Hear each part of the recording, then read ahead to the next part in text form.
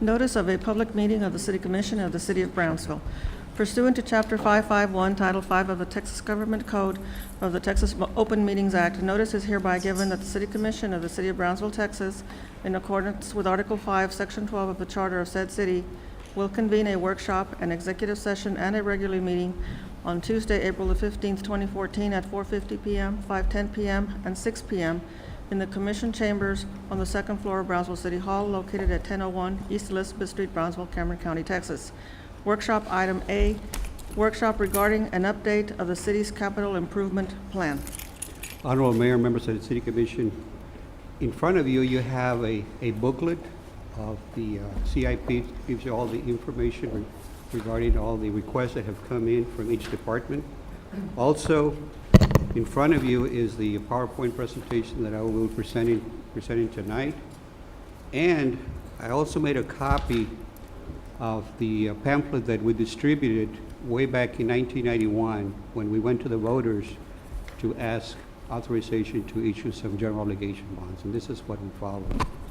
To begin with, the CIP that's included in here in this booklet includes various columns that we had asked the departments to complete, and they go by department, division, capital or project name, project type. So it was a very informative information that we were asking for from each department, and each department went ahead and it's in here in your booklet of how they answer all these columns that we had asked for.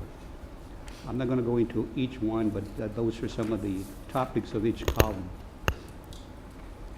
This is a summary of and this is on page 4 of your PowerPoint. The original request came in at $111,881,229, and they're based on funds going from the general fund all the way to the Brownsville Golf Center Fund. And then on the middle column, it shows the other funded sources, which mostly would be grants, federal or state grants for that funding. But the total request is $111,881,229. The next slide shows the by department, how much each department requested, and there on top you have the airport of almost $25,252,633, and you include the $842,500 from other funds, so which other grant money. Then you have Metro, Brownsville Metro, and so forth down the line. The fourth one on the line is engineering, and these are the streets that for construction that was requested by the engineering department, totaling $24,109,532. Now this is a 5-year funding. It's not a 1 year, it's over a 5-year. And as we go forward, we'll discuss whether or not we will be able to fund all of this. Then we have the libraries, $4,859,000, altogether $6,627,000. And then the operations, emergency management, $18,244,000, parks and recreation, $15 million. So a total amount is $111,881,229.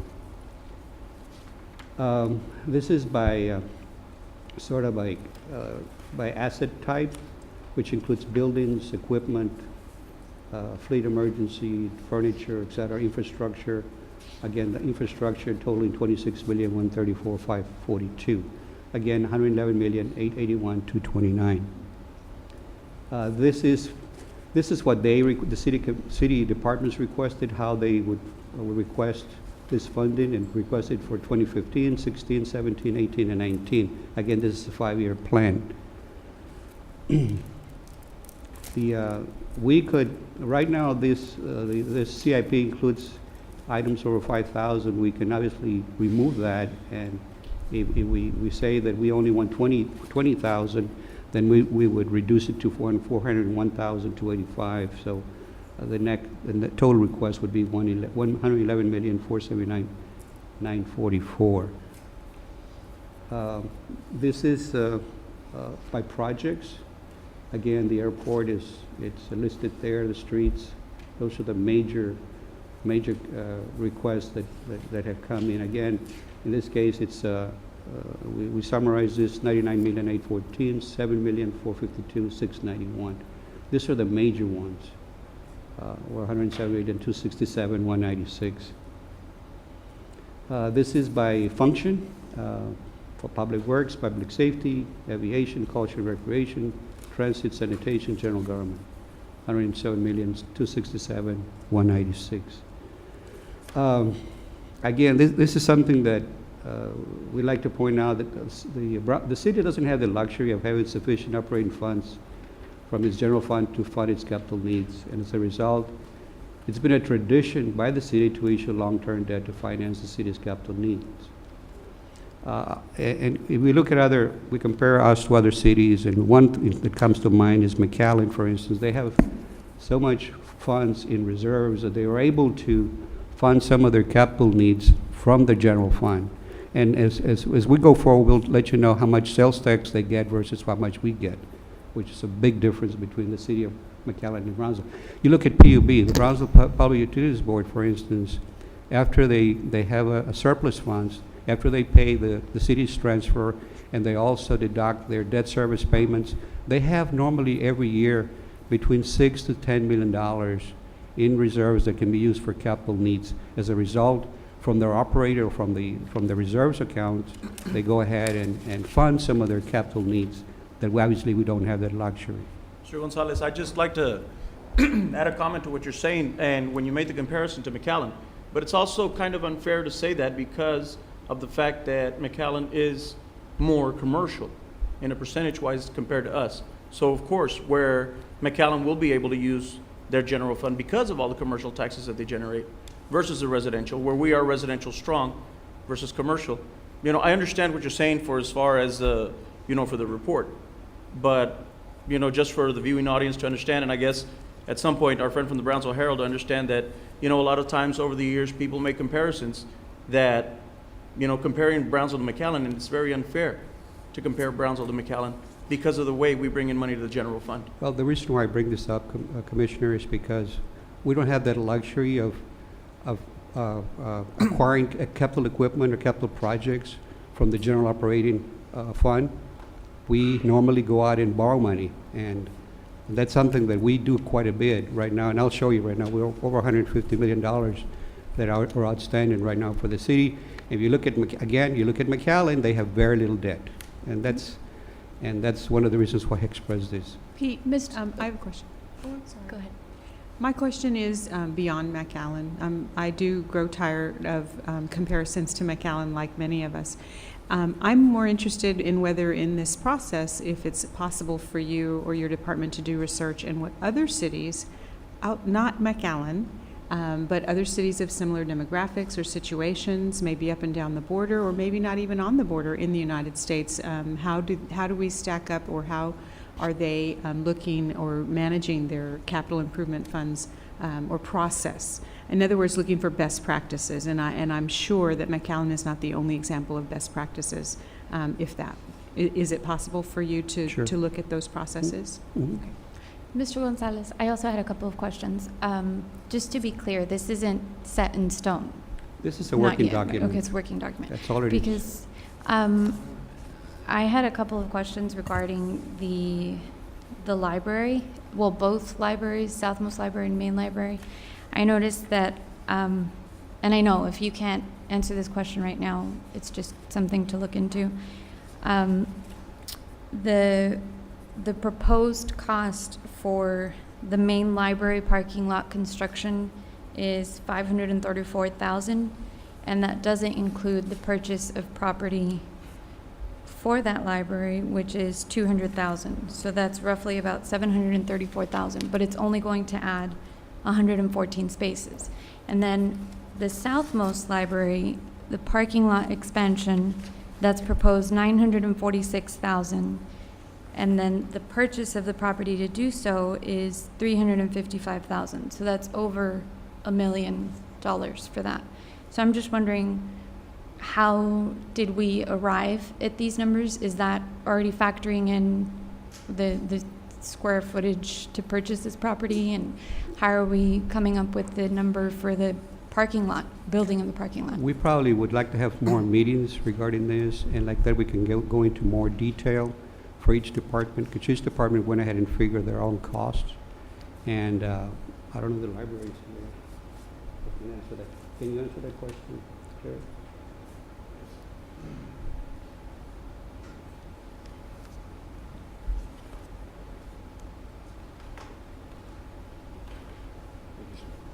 Mayor, Commissioners, the library utilizes services of an architect to take a look at the general property and give us, based upon the normal practices for developing land, give us the number of general slots and stuff that would be available for that particular space, taking into account drainage issues and potential driveways and landscaping and things that are also required by code ordinances. And it was developed as an estimate.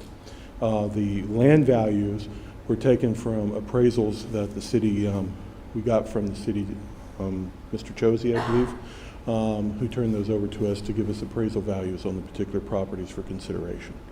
So you're saying that those amounts are high, or to me they're high, but you're saying they're high because they include everything that is involved with developing? We believe those that? are real world estimates. Okay. They were not, we didn't take the numbers and buffered it by a percentage or anything. Those were the estimates that we were given and based upon appraisals and based on consultations with architects. So then another item listed there is main library remodel and expansion, and that's 1.5 million. Yes, and that's farther down the line on, let me get my notes.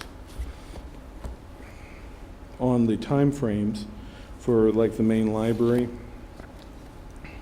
we based, excuse me, I have my allergies are acting up today. We developed the plan on a 5-year plan and took in consideration the development of the dome facilities and other things that needed to take place like at the main library in relation to some plumbing fixes. And what's going to happen when we open the new facility component, that's the FEMA safe room shelter, it's going to free up certain component spaces within the main library that we can repurpose those spaces so that they can be used for library services, such as the main meeting room and the lobby components there. And certain areas of the children's department are going to change or are going to be freed up with the development of the other spaces. So it's going to allow us to remodel the facility to provide more book spaces, to provide more children's service spaces, and to use parts of the facility that will basically become redundant once the new shelter service is open or that dome facility is open. So we can take those and make them viable spaces for the library so that it can continue to serve more patrons and perform functions instead of just a whole bunch of open space just sitting there. Okay.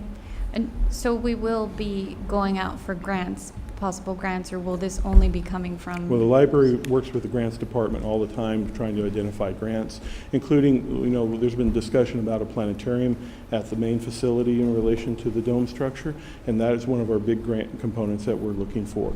We're looking to hopefully request funding from the Brownsville Public Library Foundation, as well as go out for Talker grants and other things, Meadows Foundation grants and other private, non-profit foundations that would fund those type of educational components in a facility like that. Okay. Jerry, I had one question. Yes, ma'am. Do your numbers consider any additional libraries or improvements and enhancements to the current 2 libraries? Those are improvements on the current facilities. Okay, but does the 5-year plan include any consideration for additional libraries? I believe it was about a year ago, perhaps you remember, I may be wrong, my memory's not so good these days, but we presented a review of the library statistics and the growth, and one of the things that we presented was the cost estimate for a new branch library. This was our general CIP in terms of our normal request and looking at the development over a 5-year period, but the commission wishes us to go ahead and do a formal presentation on a branch library in a new part of Brownsville. We can go ahead and do that. I would love that, and it would be extraordinary if we could get something in the District 2 area. I think we've already started identifying spots, Yes, and wow, that would be really cool. and we just need the direction to proceed. If we're dreaming about the CIP, we might as well. Let's dream in my I mean, direction. Obviously, our library system is now experiences more than 1 million people using the library, and given our square footage, that's pretty much a record in all of South Texas for library utilization. Brownsville residents have really embraced library services, and it's obviously something that we should probably consider doing.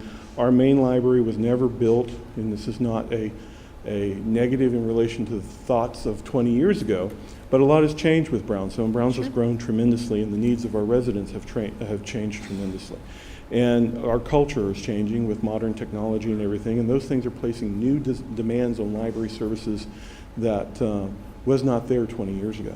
And now we're having to look at designing libraries that are not just a building full of books, which was what we were dealing with 20 years ago. Now we're designing libraries as cultural spaces and interactive spaces and social spaces where our residents can go share knowledge, share information, work together on projects and study groups and things of that nature. And that dynamically changes the role of the library and the needs for the facilities. We're not a traditional library system where you go out and build a 5,000 square foot branch library and say, oh, that's good enough. In Brownsville, the goal to help our residents, we need to provide services that encompass all these type of things and can be flexible for future growth and do things that we never thought would be required on a library, but we may have to have flexible designs in our structure so that we can accommodate new things in the future. Excellent. And that does require, obviously, the most important thing, square footage. Thank you, very well. Before we go on, Pete, could I just, because I do sit on the Public Utilities Board, we've gone through this process of this, capital improvement project. And I know that, according to this schedule, we're supposed to be going to executive session about 5 minutes ago. I suggest that we kind of continue going forward, but if it's not too burdensome on you, I would suggest that you get in, because that's going to be an inexpensive way of kind of getting a little bit of an idea, because I think just like this new library, we're going to have to project some cost in here about new technology. There's a whole lot of host of other factors that we probably, as opposed to what the wish list of every director is, what is that wish list plus, what are you incorporating for the future so that we don't get caught from behind even though we're in 2014. That's just my suggestion. But they do a good job, and they've got a company that helps them out. But since you have the good fortune of being connected with PUB, and as you just said, they have a surplus every year, which means they do a good job of managing their money. And I realize there's a different source of getting money, but it would be kind of a protocol that we might want to see if it works for us at the city, and without any cost to us. We don't continue anymore? Well, I don't know, see what the commission, we've got this is a whole lot of presentation, and we've got a whole lot of things that we need to attend to, and what does the commission wish? Should we? I would like to see a separate meeting just on this topic as we move regularly, maybe once a month or once every 2 months or whatever is determined, so that we can all ask questions and we're Right. not constrained by time. Can we take this as a working document and maybe schedule a meeting for next week? Yes, sir. If that would be the pleasure of the commission, that would be great for me, personally. Yeah, it is. I wanted to tell you earlier, I was like, there's a lot for me to take in just, with a little presentation, but if everybody's okay with scheduling a special meeting for next week, so that we can have time to decipher this and go through it during the week and then be able to meet on it next And week. if I not happen to be here, you guys can send me all the stuff so that we can, okay? Okay, Pete, thank you very much. Appreciate it. Do you all want to decide on what date? Next Wednesday? Next Tuesday? Wednesday works for me. 22nd, 23rd? Maybe you can send it to us by email because I don't have my schedule here. Okay. Thank you. Okay. Estella, I think we're at 5:15 and our executive session was to start at 5:10, so can we Okay. read that one out? Executive session, item A. Consultation with attorney pursuant to section 551.071 of the Texas Government Code regarding appeal styled and numbered BFFA et al. Versus Brownsville 13-12-0024-CV, 13th Court of Appeals.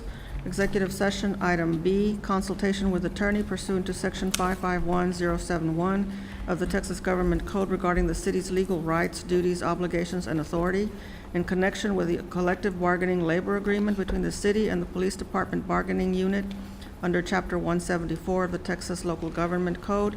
And executive session, item C, consultation with attorney pursuant to section 551.071, parentheses 2, of the Texas Government Code on a matter in which the duty of the attorney to the governmental body under the Texas Disciplinary Rules of Professional Conduct of the State Bar of Texas clearly conflicts with the duties under Chapter 551 of the Texas Government Code and 551.072 of the Texas Government Code to deliberate the purchase, sale, exchange, lease, or value of real property. Mayor, I move we go into executive session. Second. All those in favor say aye. Aye. Motion carries.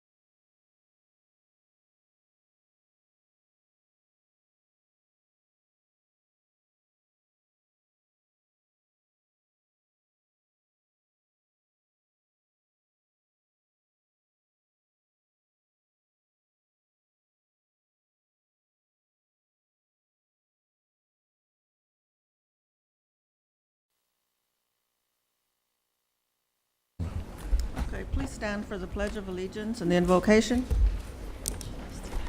I pledge allegiance to the flag of the United States of America and to the republic For which it stands, one nation, under God, indivisible, with liberty and justice for all. Honor the Texas flag. I pledge allegiance to thee, Texas, one state under God, one and indivisible. Pastor?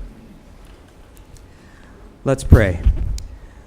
Father God, we thank you once again for this nation that we're blessed to be a part of.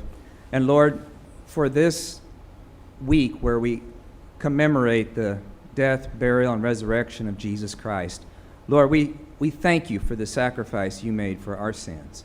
Lord, we ask you to help each one of us to live in a way that glorifies you, that thinks of their neighbors more than themselves, that reaches out in the way that you did, in the way that you would should you be here today. Lord, help us to be a great reflection of Jesus Christ here on earth. Lord, I ask you to lead and guide the mayor and city commissioners today in every decision they have to make. Let them have the wisdom they need, the intuition to see ahead, Lord, the far-reaching effects of their decisions. Lord, in all these things we ask in the name of Jesus Christ. Amen. Why don't you mention something? I also want to mention that the National Day of Prayer is scheduled for May 1st at Sam Stadium at 7 o'clock. Everybody is welcome. We will have a special place for all of the public officials. We'd love to have you there and just be able to pray over you. Pastors from all different denominations will be there taking part, and we hope to see all of you there. I know last year Jessica was there and John Buriel. That's right. And love to have the rest of you here this year. Again, that's Sam Stadium, May 1st, 7 o'clock. And the public is welcome too. Everybody's welcome. Thank Okay, you. thank you, Brad. Thank you. Appreciate it. Thank you.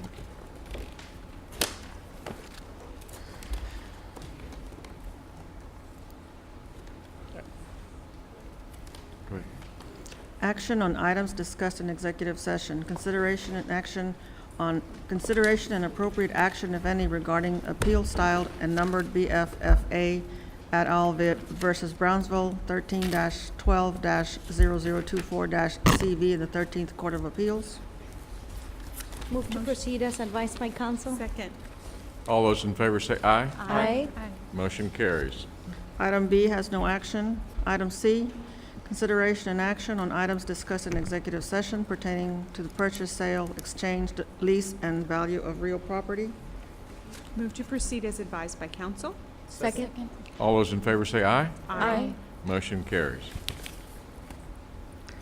Presentations, impact fee progress report for the period of July 1st, 2012 through December 31st, 2013. I'm sorry, pardon me, I skipped the mayor's activity report and the Okay. commissioners. Well, we're going to come back to it anyway. Let me just for just a minute, I have a couple of announcements. The first thing is, I think, Charlie, I'd like for you to introduce our new Assistant City Manager to the public and to the viewing audience. Thank you, Mayor, and I already apologize, I didn't put it on the agenda. It's all right. But I want to introduce our new Assistant City Manager, Ruth Asuna.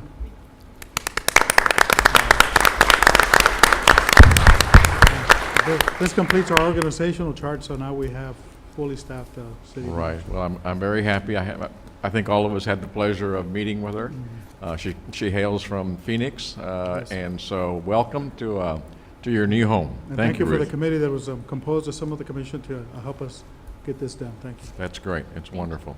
The other thing, Pete Gonzalez had asked me to mention that tomorrow at the event center at 2:30, there will be a public hearing with regards to the windstorm insurance issue that has been arising. And for some of you who don't know, it's that all of the coastline, all of the areas in the coastline are asking for greater premiums, and it's sort of a you get penalized for living on the coast because of the weather conditions. And so most of our representatives on the coastline are working hard to make sure that doesn't happen, but the public is invited at 2:30. I invite you all to please make your voices known.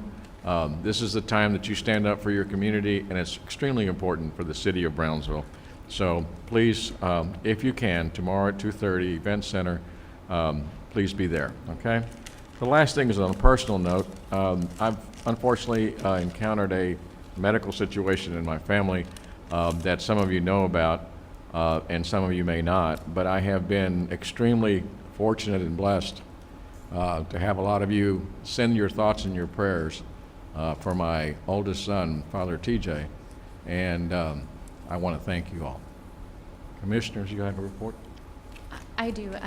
I just wanted to mention that I was recently appointed to serve on the United Brownsville Board as first tri-chair, and I'm very honored and excited about this opportunity. Not only will I serve as a city representative, but as tri-chair, I will be able to help with the direction of this group. So I'm very excited about that. I just wanted to mention two really cool things. I was invited to read at the Southmost Elementary Library for National Library Week, and I encountered a very cool librarian, Ms. Nahira, who is one of the most dedicated and outstanding librarians I've ever met in my life. She had a group of second graders who had lots of questions about our mayor and our commissioners. Some fantastic students, and I promised I would say hello to them. They're watching live, so hi kids. And thank you for the gift, Miss Sandy Lopez, who's an administrator in their office, and Principal Ale Mansan. Thank you for having me. It was a huge honor, and although those kids may think that I made an impression in their life, they made a huge impression in my life. It's just always really cool to know that our kids are watching us and they appreciate the things that we do for them. So that was a real treat. And the second thing I wanted to mention is tomorrow, Wednesday, April the 16th, at Portway Acres Park, we are going to be having an Easter egg hunt. And every year the city does one. This year it's been very special that we get to do it in Portway Acres Park. It's in District 2. Mr. Kabler and I both grew up in that area. So it's very special. Tomorrow at 7 o'clock, no later. Bring your baskets. I hear the Easter Bunny is going to be there. It's going to be a really, really fun event. We've been very, very lucky. Shipping Solutions of Brownsville, I'm sorry I messed up the name, but Nanita Cisneros has donated a very large amount of money to us, and so we have a whole bunch of treats and prizes and all sorts of fun stuff planned for tomorrow. So if you all can make it out, 7 o'clock, bring your baskets, and we've emailed the Easter Bunny. He will be there, so make sure you show up. Thank you. Really quick, I just want to wish the Lopez Lobos soccer team good luck on their game on Thursday. I think they're competing for state championship in soccer. Semifinals. Good luck to them. I want to invite everyone on, I believe it's Thursday, May 1st, to our National Day of Prayer. We just got these invitations from, I'm guessing Pastor Brad and the father of my very good friend since middle school, Jaime Gutierrez, Mr. Herman, or Pastor Herman Gutierrez. Last year, they were so gracious to invite us, and Commissioner Tetro and I were able to make it out there. We had a great time. We got really pumped and motivated, and I invite everyone to go, no matter what church you attend. It's a great event. This year it will be at Sam Stadium at 6:30 p.m. May 1st. Thank you. Thanks, Ben. Okay, I think that concludes the Commissioner's report. Presentations? Okay, presentations of the impact fee progress report. Mayor, City Commission, we've presented some of these items to you before, but they hadn't, the Capital Improvements Advisory Committee had not taken action. We had a kayak meeting yesterday. There was a quorum. They did take action. So Richard Campbell with Black and Beach is here to give you a brief overview of the impact fees in the past year and a half. And then later on in the agenda, there are 3 items where you acknowledge the report. So Richard Campbell. Thank you. Actually, that's Richard Campbell. I'll do my best impersonation, but my name is Jeff Dykstra, like you said, with Black and Beach. I'm here to present the semi-annual update of the Water and Wastewater Capital Improvements Program and an impact fee program.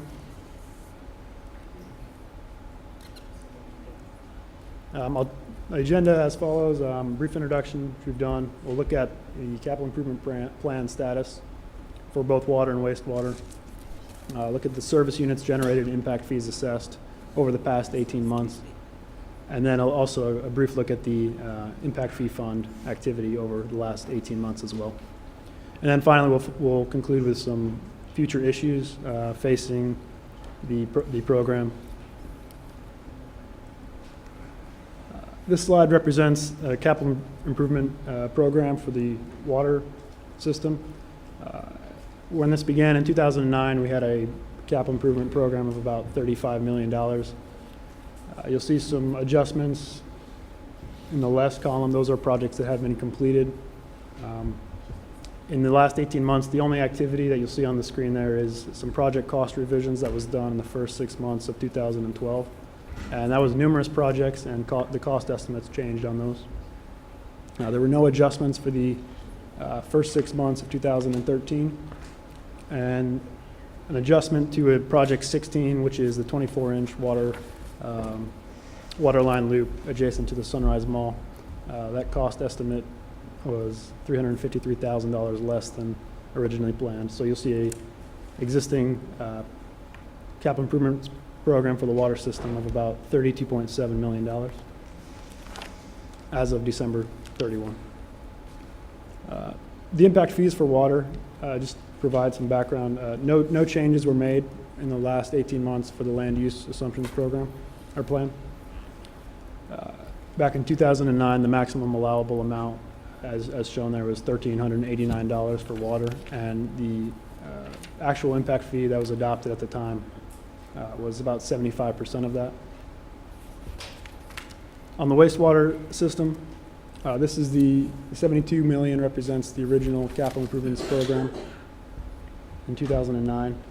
Project 48, you'll see an original estimate of $25.5 million approximately at that time. Today, that estimate is about $30.9 million. No changes have been made with that project in the last 18 months. That just shows some background to the large addition there that you'll see.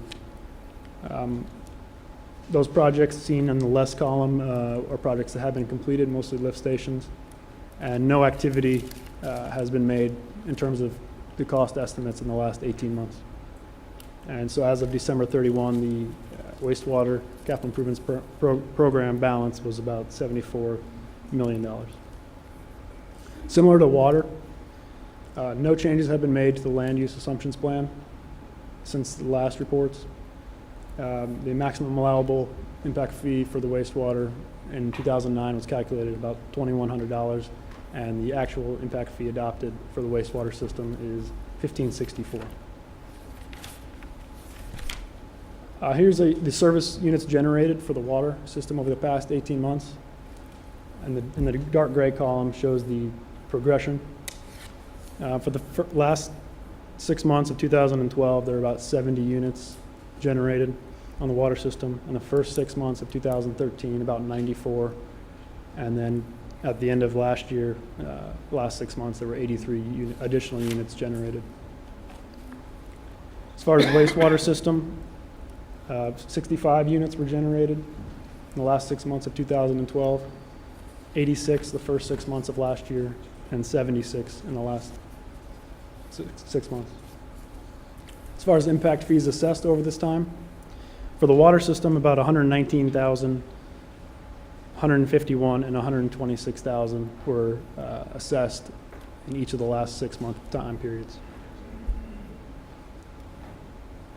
For the wastewater system, approximately 147, 206, and 168,000 were assessed in the last 18 months, or the 3 6-month periods respectively. This slide shows the impact fee fund activity over the last 18 months. So 18 months ago, the balance in the fund was about $2.3 million. Impact fees were assessed, and an increase in the fund balance of $367,000 was made.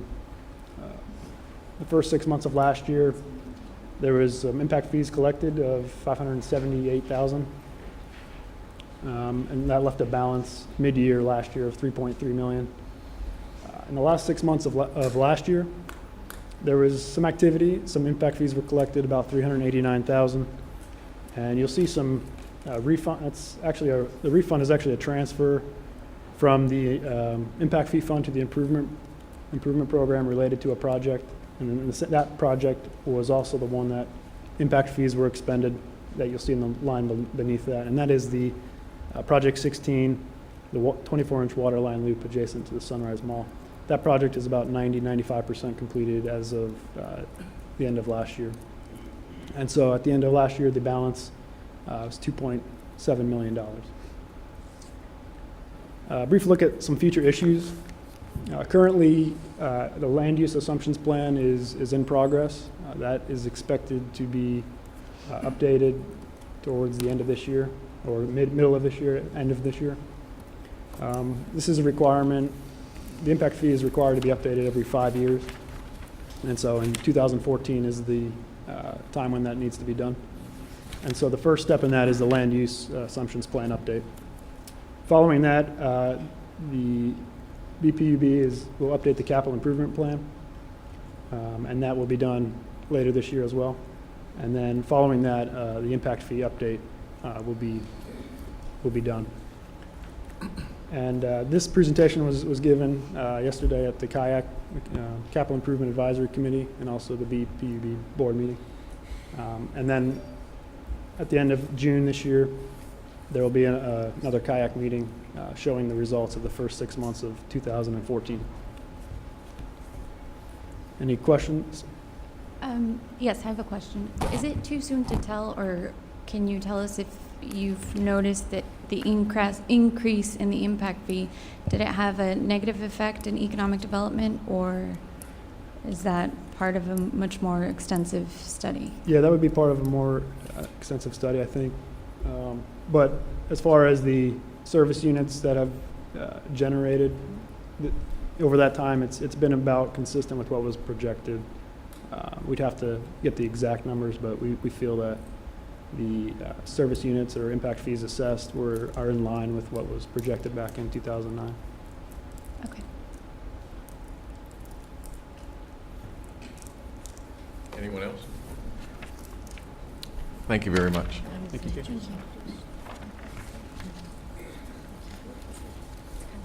Next, we have a presentation, American Public Power Association's Reliable Public Power Provider Platinum Designation for PUB.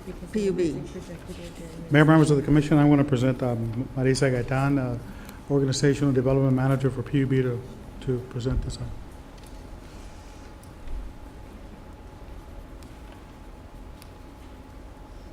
Good evening, Mr. Mayor, Commissioners.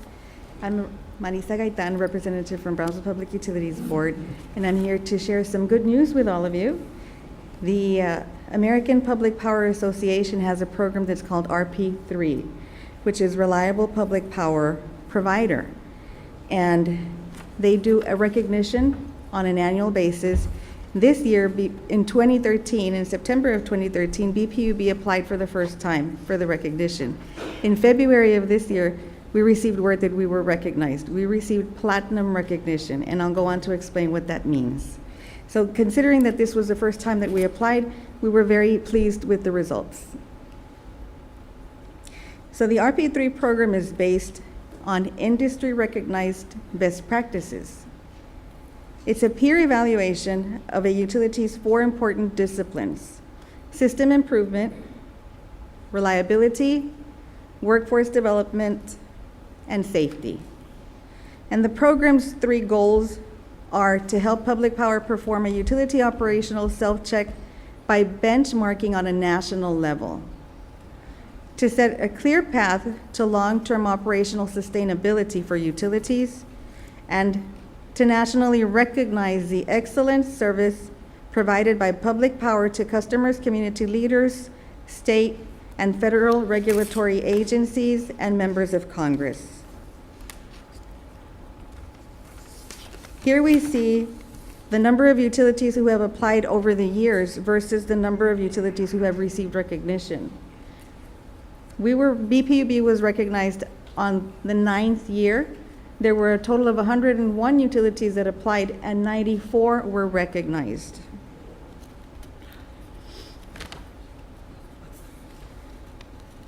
This is an overview of the number of RP3 applications that were received. Of the 101 new first-time applicants, BPUB was one of the 6 large utilities to submit an application. Large utilities are those with over 30,000 electric customers, and as of 2014, BPUB has 47,407 customers. Here we see that there are currently 184 RP3 designated utilities nationwide.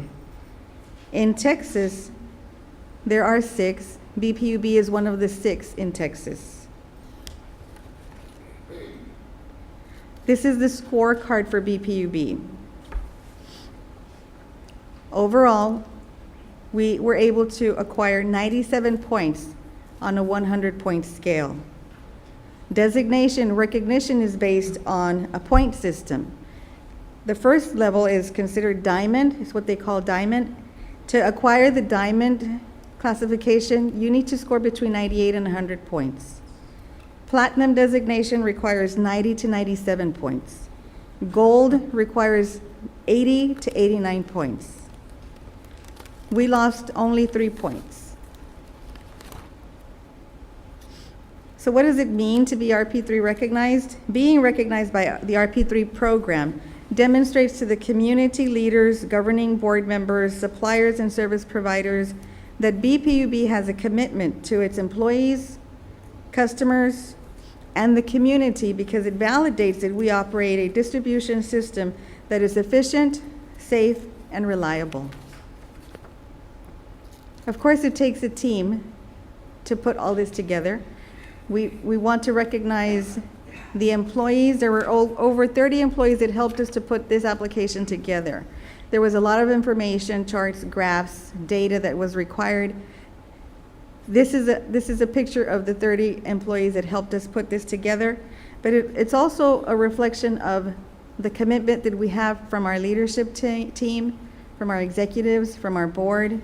So we're very grateful, and I'm here just for the opportunity to inform you that we're very pleased with this opportunity that we were recognized.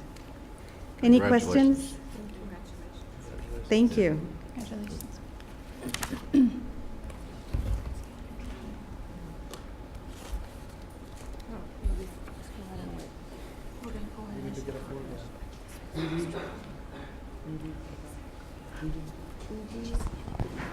Congratulations.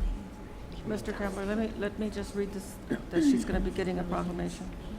Under proclamations, there's a reliable public power provider RP3 Platinum designation for PUB.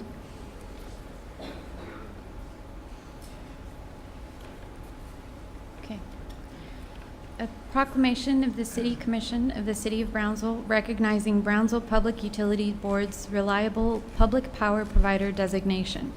Whereas we, the citizens of Brownsville, Texas, place high value on controlling our own utility infrastructure and therefore have chosen to operate a community-owned, full-service utility, and as consumers and owners of our electric utility, have a direct say in utility operations and policies. And whereas the Brownsville Public Utilities Board provides our homes, businesses, and local government agencies with the highest degree of reliable and safe electric service, and whereas the Brownsville Public Utilities Board has created a culture of safety aimed at keeping all members of its team in all aspects of operations as well as customers free from injury while providing safe and reliable electric service to more than 47,000 customers.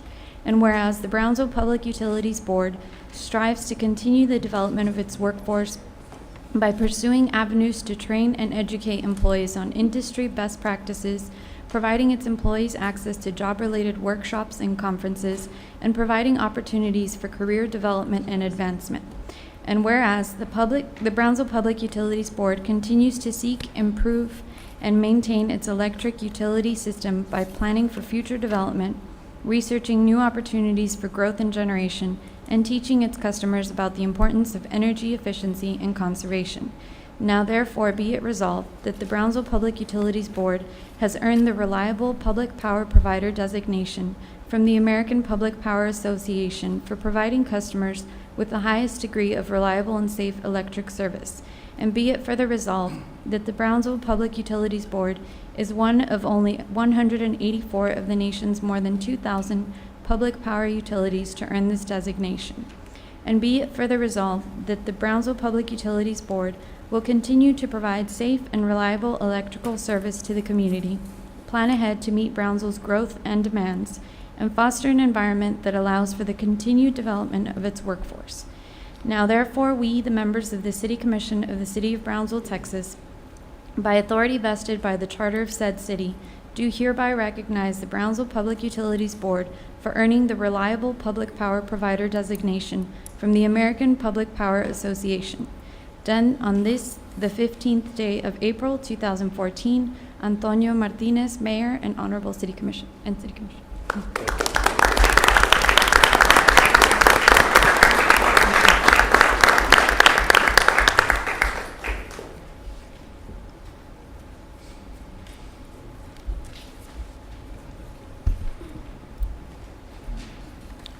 Our next proclamation is One Day on Earth. Ms. Erin Hartwell.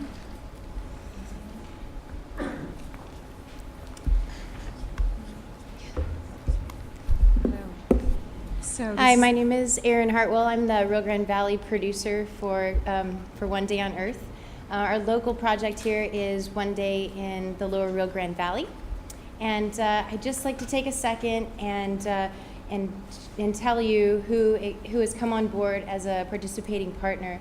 The Brownsville Film Commission, the Brownsville Planning Department, the Brownsville EDC, Brownsville Chamber, the Brownsville Herald, Community Health Center of Brownsville, the Community Development Corporation of Brownsville, and Youth Build USA, Healthy Communities of Brownsville, Earth Fest, and the Homelessness Awareness Concert, Brownsville Wellness, TSC, University of Texas at Brownsville, and the Communication Department, Environmental Science Department, and Center for Gravitational Wave Astronomy, IntelliVote, the Texas AgriLife 4-H and Master Gardeners, the Hope Foundation, Ozanam Center, and Border Coalition Workshop. And with these partners, we have produced phenomenal stories to feature the city of Brownsville. Some of these stories include Healthy Initiatives of Brownsville, which will focus on Zumba fitness, health education, the bike trails, SpaceX opportunity and community support of, potentially expanding communication between Matamoros and Brownsville Police Department and emergency response teams, the border wall, Port of Brownsville, shrimp industry, juvenile diabetes, voter education, Earthfest and cultural diversity, introducing Brownsville's Music Academy, a behind-the-scenes look at what's happening valley-wide on April 26th on One Day on Earth, will in turn also support the new curriculum for TSC's institution and merging universities for film production and film opportunities in Brownsville. Also Brownsville Restoration, and of course the UTB and TSC merger. All of these are phenomenal opportunities that we have in the city of Brownsville, and I'm excited to bring it to the attention worldwide. We're going to collaborate on April 26th, and I'm inviting everyone to participate in this day of action. It will then be made into a television series that will be aired the fourth quarter of this year on PBS. And we'll also all have access to it on a geotagged video archive on the One Day on Earth website. I'd also like to invite you to a film lab where we're teaching students and inspired citizens the role of documentary filmmaking here. That's thanks in part to Monarch Creative, Bonnie Emerson, who is also on my advising team. Thank you for being here, Bonnie.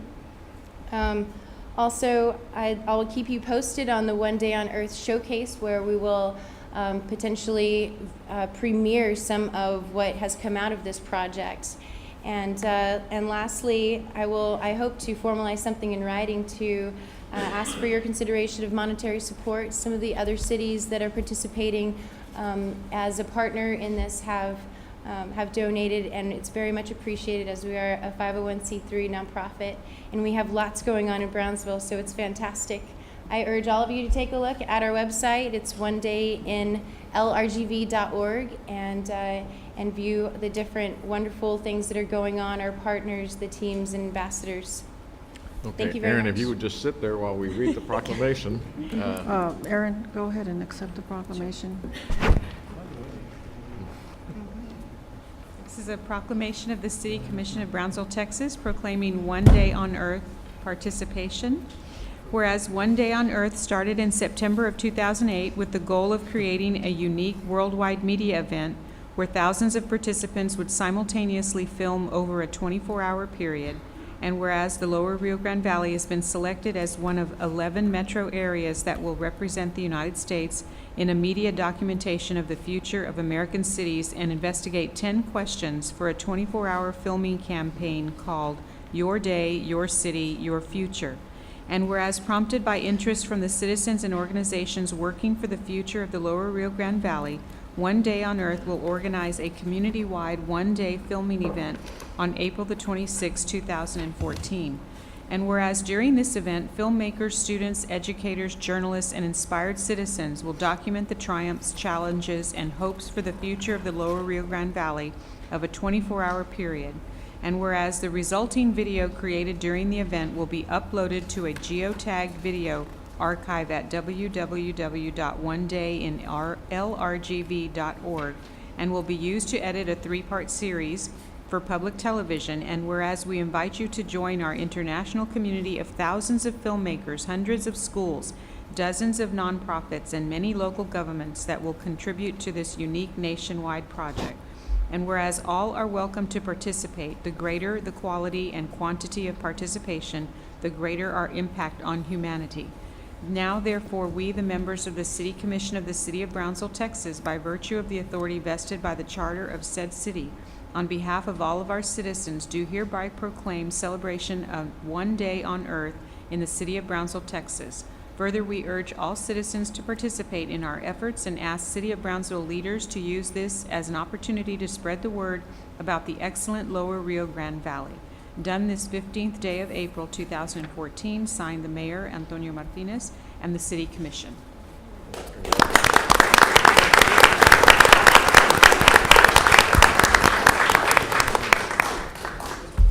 Thank you. Thank you, ladies.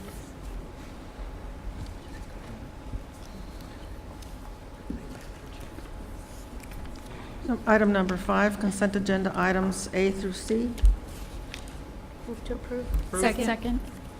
All those in favor say aye. Aye. Motion carries. Public hearings, item number 6.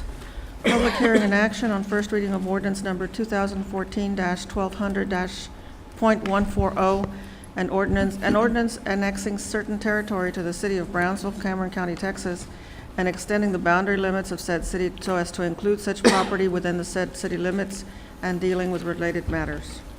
Mayor, City Commission, last meeting, you passed a resolution setting the dates for this annexation. This is a map showing the proposed annexation area. It is a unilateral annexation by the city. We do know that there is support for annexation in this area, and there are, I believe, some people here to speak against annexation in this area. I wanted to show you this map because one of the questions that always comes up with annexation is there utility service available? PUB is actually, it actually has utility service, sewer service. The water certificate is actually El Jardín Water, and it's AEP Electric. But there is definitely sewer service in the area, and we've gone through all the steps, and we ask for your support in annexing this area. Okay, this is a public hearing. Is anyone here in public wishing to speak? Okay. Why don't you come on up and identify yourselves to the city manager? Let me, there are a couple of questions that have already been addressed to me in our office. And one of them is the use of the land for agriculture. That still remains. They are grandfathered in. The other question has been property taxes. Obviously, the city tax would be levied, but if you do have an ag exemption, then that also kind of alleviates the city tax. And these owners would be grandfathered in once again for animals, but there would be maybe some spacing requirements that have been passed in the past couple of months. So I invite this public hearing. Thank you. Could you please state your name? Yes, good afternoon. My name is Eduardo de los Reyes, and me and my dad, we owned a 10-acre lot right here in the area, and we received a letter about it, and we don't agree on it, you know, being for the city, because we use it for agriculture, for the county, and we don't agree, you know, for being on the city. Okay. Yes, thank you. Thank you very much, Eduardo. Next. Hello there. My name is Griselda Soleta. We are part owners of that property right there, but our question was, why do they want to annex just this part when there's so much other property around? And the people, I'm pretty sure this was a petition, because I don't think the city would want to go and annex that property when there's so much other property around there that could be part of the city. That was my question. And the thing is, I'm thinking it's because the owners of this property over here, the ones that are like that, a lateral going up and down, there's nobody living there in that area. There's nobody living, but we are in this area over here that they want to annex just our property, all of those 30 acres, which belongs to Mr. Lalo over here and us. But the thing is, I'm saying, why would they the city annex that, just that, and nothing else? Everything else is out of the city limits. We already spent a lot of money on our utilities, on AAP, our sewer, and the property owners on this other side, there's nobody living there. As a matter of fact, they're selling the property. So then if they're selling the property, what we're thinking is, why would the city want to go through the expense, spend the money there, when the city can use money for something else? You know, that's what I'm thinking. Because if it gets annexed, I'm pretty sure the property taxes are going to go up. That's for sure, I'm thinking, because that's the first thing that happens. But we already have all the utilities there. The city could probably go somewhere else and annex some other property instead of ours. That's what we're here to contest. Thank you very Thank much. you. Appreciate it. There are things you can say about Y'all are something. together. Because we're Thank you very sisters. much. Yeah, it's all And the there's same. three different owners in that little 30 acres. So like, we're just. Thank you bringing for it to your coming. attention. Thank you. Ramiro, Ram. I'm guessing the reason for the strange shape is it belongs to the same tract, right? Like the census tract? Well, this is the least amount of land that we could have annexed, because you have to be adjacent to the city limits. You know, we didn't want to expand the scope. We could have expanded the scope, but we thought that given that there was support over here, that we could annex this portion. There is some additional land that over here that we could look at in the next phase, but we can't change the notice now. So this is only about this property. Ramiro, I know we had talked that there's different areas throughout the city. There's pockets of areas that we might consider annexing. Is that fitting into that scheme, or I'm wondering are we going? Well, whenever in this the practice has been that whenever there is support in the area, we do annex most of the. We've done at least 3 or 4 voluntary annexations in the past, since I've been here in the past 3 years. So given that there is support, not necessarily adjacent to the city limits, but over here, the city, I mean, we decided that it would be a good thing. And there's also already PUB sewer service there that we already provide the service for. So we wouldn't have to be expending money for the No. infrastructure or anything like that? No. This area will get police service, fire service, trash service if they request, upon request. Now Well, the- not the police and fire, but the trash would have to be PUB. Or So these city. ladies that came up that are saying that they're owners, and are they using that? And would they qualify for the ag exemption if they're currently using that? Would they be grandfathered in as well? There's a process through the appraisal district as far as with the ag exemption. And people that go through the ag exemption definitely, they know the process. You have to present receipts of the fact that you use the land for agriculture. The city does not do that process. It is the appraisal district. I'm sorry, go ahead. Have you met with them and discussed the road that they would need to be on? We met some of them. I met some of them on Wednesday, and we discussed some of their questions, and that's where I came with the answers to those questions today. Any other comments, public comments? Yes, you can. Don't be nervous. Don't be nervous. Yeah, well, if the other, where they're trying to annex those properties, of course, including ours, I mean, if they're across Brownie Road, and the other people beside them already have, they're saying they already have utilities right there in that area where she's pointing at. Why catch us? All of this is a colonia right here. All of this is Yeah. but they already all have utilities right here. The sewer runs out through right here. This is the main street. The Brownie. We even took pictures and everything. They're for sale, property for sale. It's empty All lots. of this is the city. All of this is outside the city limits. Everything, except for this. So why do they want to just? That's this part ours right there. That's what we're saying. There's so much other property that the city can pay, and spend money on, when we already spent the money ourselves. I mean, it cost us over $20,000 to run the utilities, to run So we already spent it. services and everything. So we're going, now the city decides, because we went to PUB before. We went and asked, how long do you think it'll be before we have services? We don't know, because there isn't any funds. I mean, it's way out there. And that's what we bought out there, so that we'd be out of the city limits. So many acreages, so I mean, the taxes would be lower, first of all. And we understood that there would be some costs that, to get all the utilities. We didn't know it was gonna be so much, but between all of us, we all spent the money to do that. And now I say, why do they wanna annex it now when there's some other properties? Maybe other that can be people done? could benefit that can't raise the money, they could benefit from those utilities. I mean, we would have greatly appreciated back then, but we already have them. I mean, why annex only us, our 30 Only acres? ours. Because the other people, the other 30 want the I understand that they utilities. say the city, because it's a lot easier, but I mean, easier for what? I mean, there's already utilities here, there's already sewer here. And there's a There are- main all of Brownie this is- Road. This is the main Brownie Road right here. Everybody has utilities, so I'm thinking, why spend Why money us? there?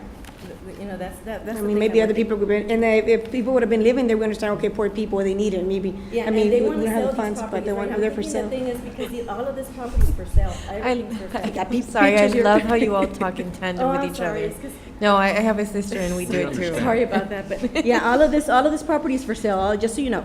All of this is for sale, so then probably these people wanted, to subdivide or something, you know. But, yeah, okay? Thank you very All much. right, thank you. Appreciate it. I love that. Okay, any other public comment? I'll entertain a motion. Move to close. Public Second. comment? All those in favor say aye. Aye. Any opposed? Motion carries. Move to deny? Second. To what? Move to deny. There's a motion to deny and a second. All those in favor of the motion to deny? Aye. Aye. Against? Against? Wait a minute. Only in three? favor of the motion to deny. The motion is to deny the request, right? Okay, so all those in favor of denying the request, would you please raise your right hand? Right. Okay. All those in favor of, well, those against denying it? Wait, what was the motion? This one Not one to basically is to, Not to annex. this one is to To annex. deny the denial, okay? In other words, if you So vote you have for to have a it, motion then. to annex, to go forward with To the not annex. annexation. Is that what's on the His table right now? motion No, was you had to a not motion to annex. deny the Okay. annexation, and 3 voted for. How many are voting against that motion to deny? I'm voting not to annex it. Okay. Are you voting to annex it or not to annex it? To She annex, wants to okay, annex. 1, raise your right hand, okay. 4, to deny that motion. Now I think I need a motion to, It's motion to approve the annexation. right, and that, because it's still going to be the same vote, okay? Okay, thank you, Madam Secretary. Number 7. Item 7, public hearing and action on first reading of ordinance number 235-2014-004-S to allow apartments classification in a dwelling G classification for Lot 9, Block 11 of original town site located at 909 East Jefferson Street in Brownsville.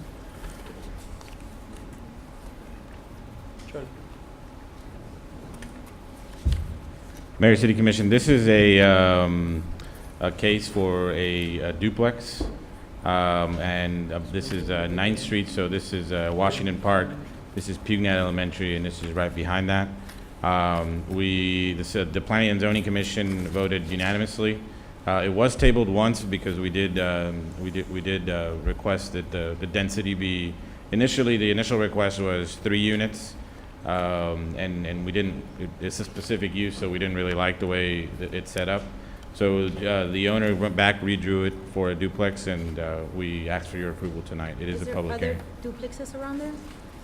Yes, there's a lot of, there's like 3 units here. There's a lot of multi-unit buildings or houses in this area.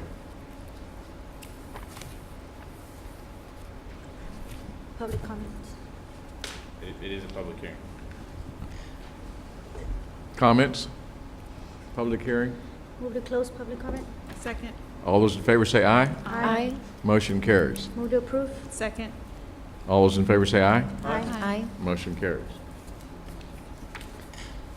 Item 8, public hearing and action on first reading of ordinance number 235-2014-006 to rezone from general retail dwelling G classification to apartments G classification for Lot 1, Block S of Brownsville Land and Improvement Company subdivision located near Boca Chica Boulevard and Honeydale Road.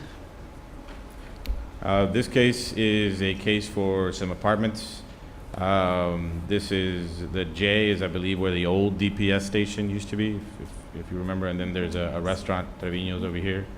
The Planning and Zoning Commission recommends approval unanimously, and so we ask for your approval tonight.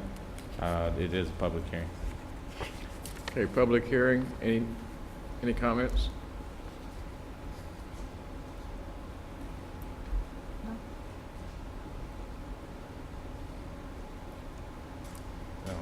Move to close.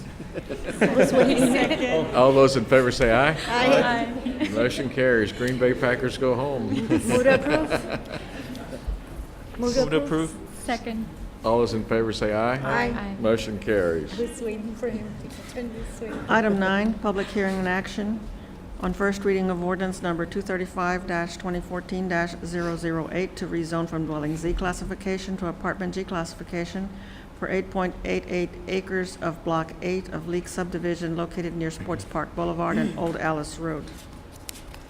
So this is, this is the Sports Park Boulevard here. Sports Park is basically everything in blue and this beige area here. This is a housing tax credit project. I believe is about 180 units. We've seen some of the designs. Their concept is really good. Planning and zoning voted unanimously for it, and we recommend your approval tonight. And it is a public hearing. Public hearing? I'm sorry.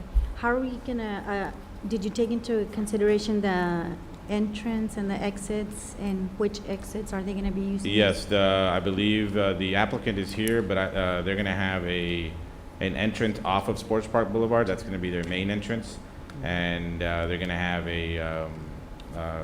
an exit only off of Old Alice. So if you want to go north towards 511, you can take Old Alice. So there's two. There's two, yeah. Well, there's really no entrance off of Old Alice, but there's an entrance off of Sports Park Boulevard.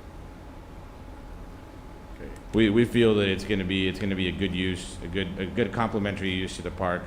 You're going to have people that live there, people that are going to use the park.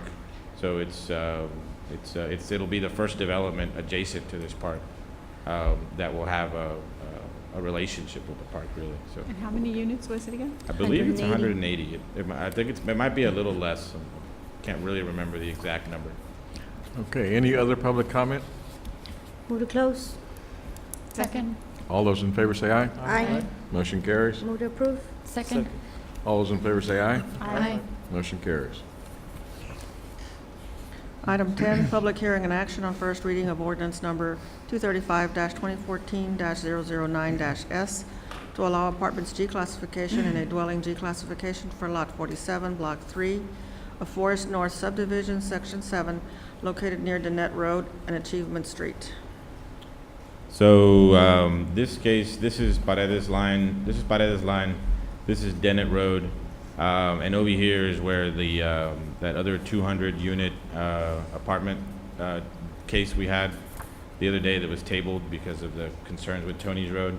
So this is currently it's zoned first commercial, so they are allowed commercial development.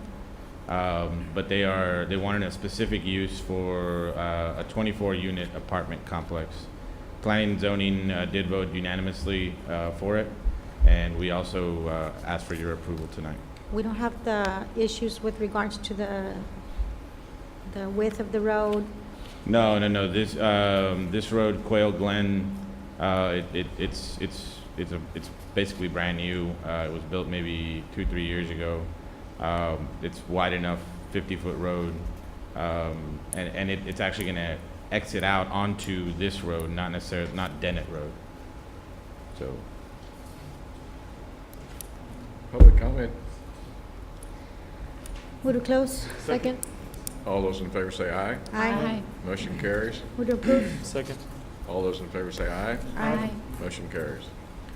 Item 11, public hearing and action on first reading of ordinance number 235-2014-010 to rezone from general retail classification to apartments F classification for 0.5 acres of Lot 2 of Hutton replat located at 5837 FM 802 in Brownsville.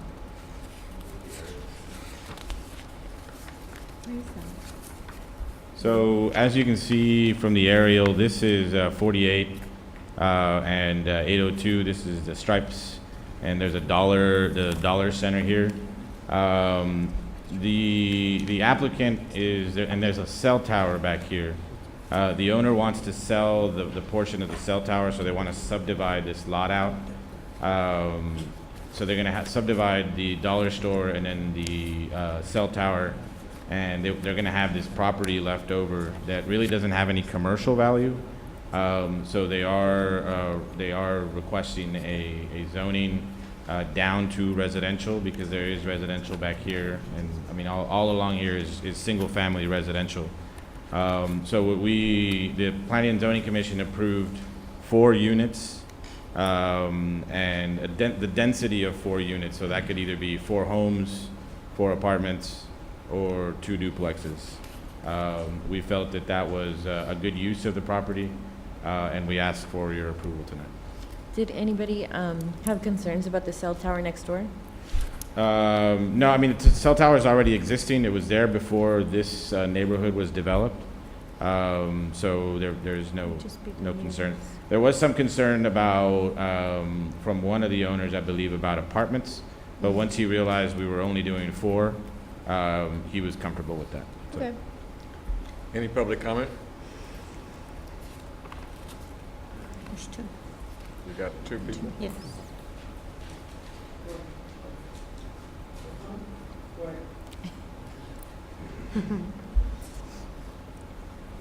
I'm the engineer, so you might have some questions that I might be able to answer. Go ahead.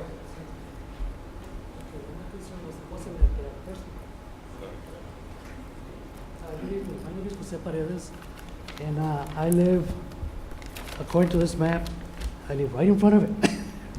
So I have no idea what's going to be happening there. And what I'm concerned is what kind of dwellings are this going to be? Low housing or what? I think he can answer any questions you have. So the Planning and Zoning Commission voted to approve 4 units, however which way the owner would like to break it up. So this could be 4 single-family residential, much like you have across the street. I believe you want to. Yeah. Okay. So it could either be. It depends on what the owner feels like doing. It could either be 4 homes, 2 duplexes, or 4-plex. So we felt comfortable with 4 units on it. Not units, I would say, for density, whatever that is, whatever that looks like. Just as long as you don't get So- no bad people in there, that start breaking into our house. Because I mean, it took me a long time for me to build my house there, to enjoy my resaca in the back, and not to have somebody, just move in there and start vandalizing my property. It's kind of, it's already been vandalized once already. But I mean, I don't want to be losing anything. I don't blame you. Or losing The for vandalism property of the value community. also. Okay, well, thank you. It's a Thank you very for your nice comment. area. Okay. It says, did he have a question? No, he's the engineer. He's the applicant. Okay. If you have any questions for him. Okay. Do you have any comments? Oh, I'm sorry. Comment something that might appease him a little bit. Okay. As Carlos Garza with AEC Engineering, I'm the project engineer on the project. Thank you for allowing me time to talk to you about this a little bit. As staff mentioned, the cell phone tower has been there for quite some time now. My clients have the opportunity to sell that property, so that is under contract right now, but one of the agreements is that we subdivide the property. When this property was originally developed, it was done as a 1-lot subdivision to accommodate the Family Dollar that is there. And then later on came in and they built the Dollar Tree that's right next door. But the back of this property, which fronts Lourdes and fronts this gentleman's home and those houses, was also left as part of that lot as commercial property. Hence, right now, we could build a commercial building back there and have frontage through the larger road on the front, and it would still be a commercial endeavor right across their street. In part of talking with staff about approving the plat, one of the things that we discussed was, well, can we down zone the property into something that is more conducive to the conditions of the neighborhood being the homes across the street from us. So after reviewing that with my client and looking at their options, and talking with Mr. Puga, we came down with the space allows for possibly 4 homes on the property. So a density of 4. Right now we're doing the rezoning. We were still continuing the process of doing a replat of the property. And ultimately, if they're gonna get a building permit, we will get a building permit site plan approval, which we meet with staff on those aspects. So the rezoning is actually a step below in more of a neighborhood setting rather than a commercial setting. Thank you, Carlos. I hope that helps you, pieces you a little bit on what we're intending to do there. And I'll give you my business card. If you got any questions or anything, please, just let me know. I'll be more than happy. Thank you, Carlos. That's awesome. Move to close public comment. Second. All those in favor say aye. Aye. Motion carries. Move to approve. Second. All those in favor say aye. Aye. Motion carries. Item 12, public hearing and action on first reading on ordinance number 235-2014-012 to rezone from professional office classifications to light retail G classification for .2700 acres of Lot 7 of Espiritu Santo Grant Share 19, located near Old Port Isabel Road and Rosalie Avenue. This case, I believe, is a very positive one for the area. The existing floral shop, this is Walmart on Old Port Isabel and Boca Chica.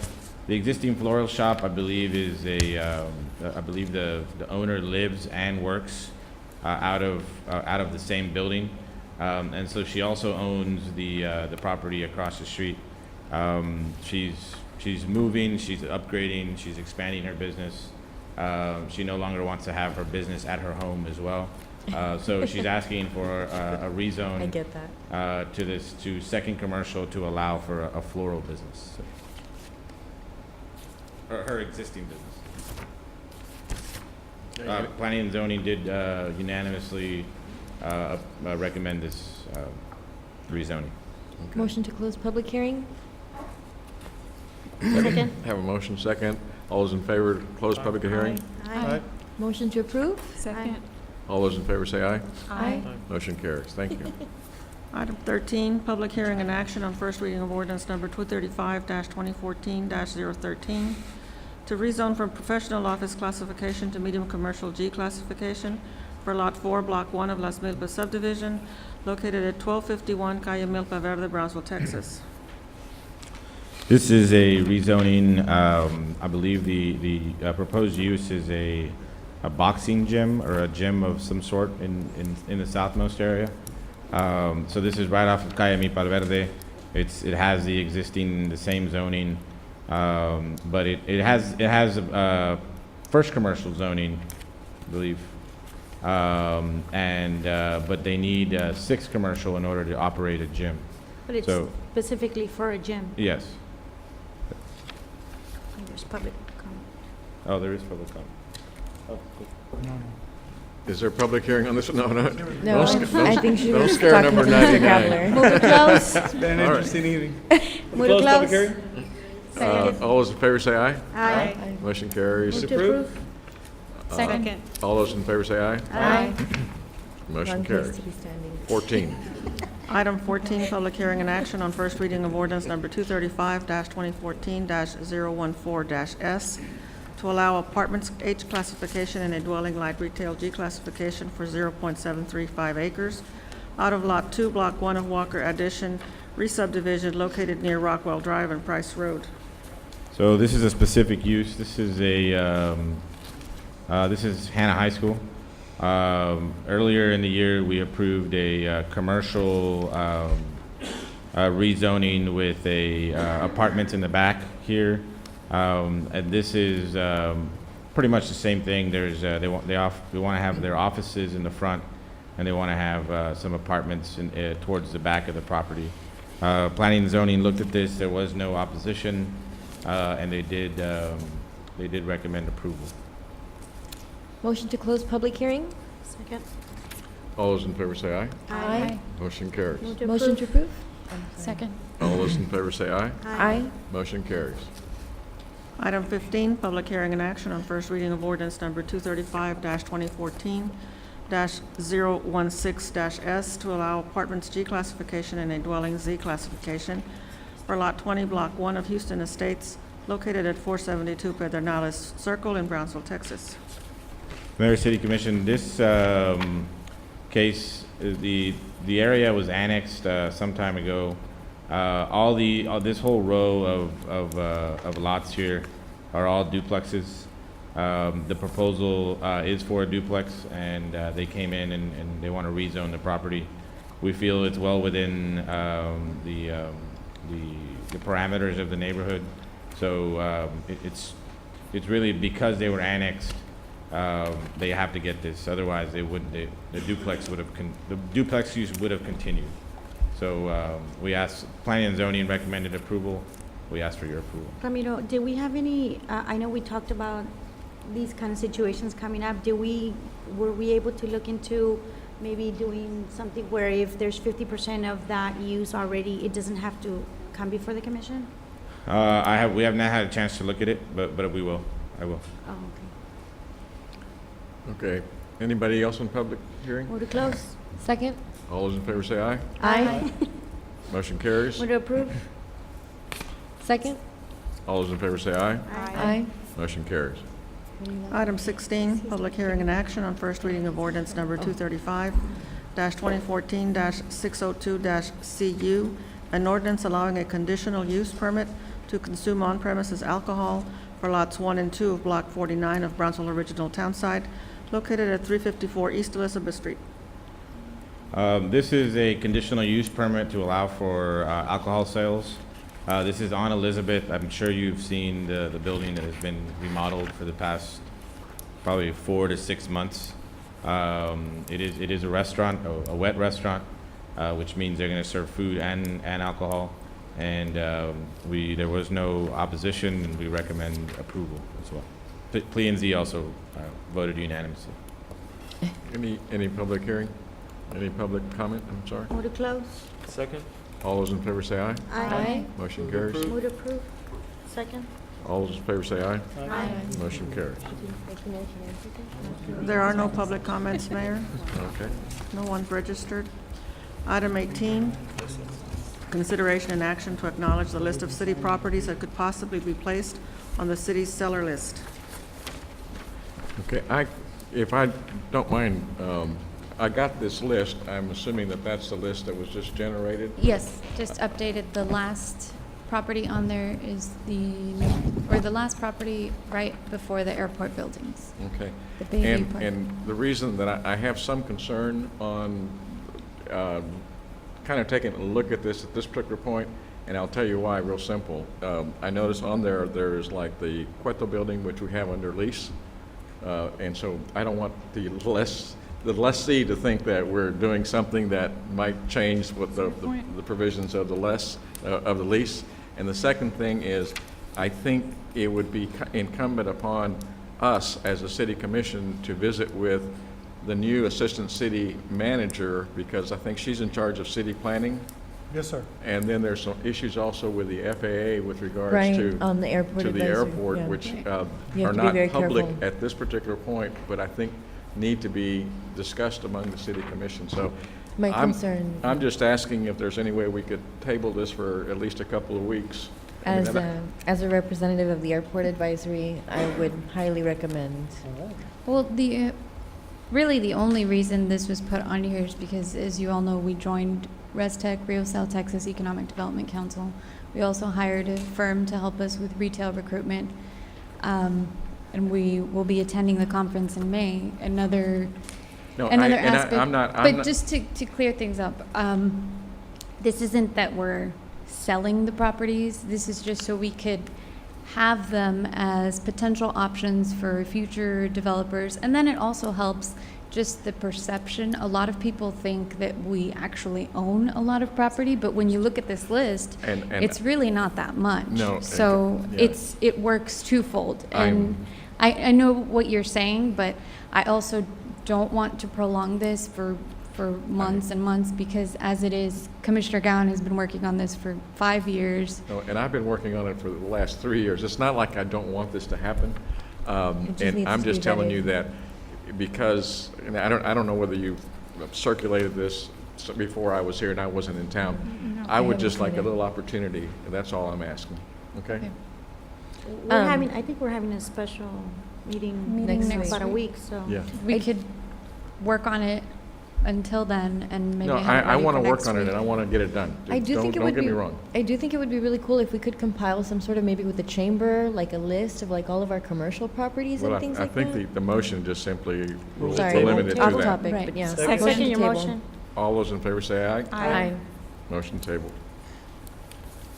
Item 19, consideration and action to acknowledge the impact fee semi-annual progress report for the period of July 1st, 2012 through December 31st, 2012, and water and wastewater capital improvements plan 6th reporting period since April 2009 impact fee update. 19, 20, and 21, we're basically acknowledging the reports.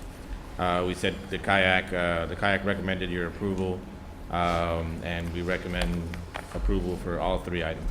Move to approve.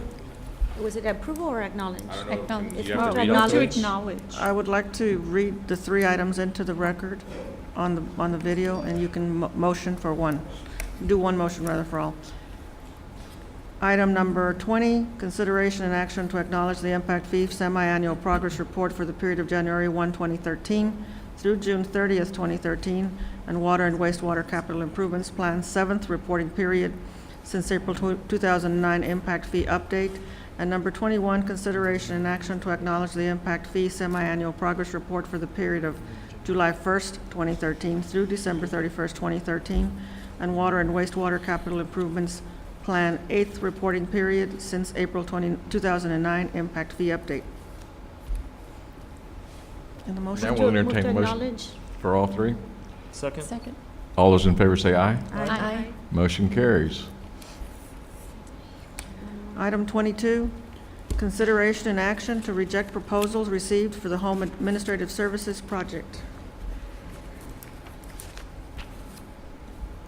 Howdy, Mayor, Commissioners. I am the new Senior Program Manager. I don't think we've met Mayor, but the Commissioners have before. Basically, we went out for RFPs February 2nd and 9th. We had a pre-bid meeting that nobody attended on the 11th of February as well. And the RFPs were due on February 18th. Now, out of all this, we got a grand total of one proposal.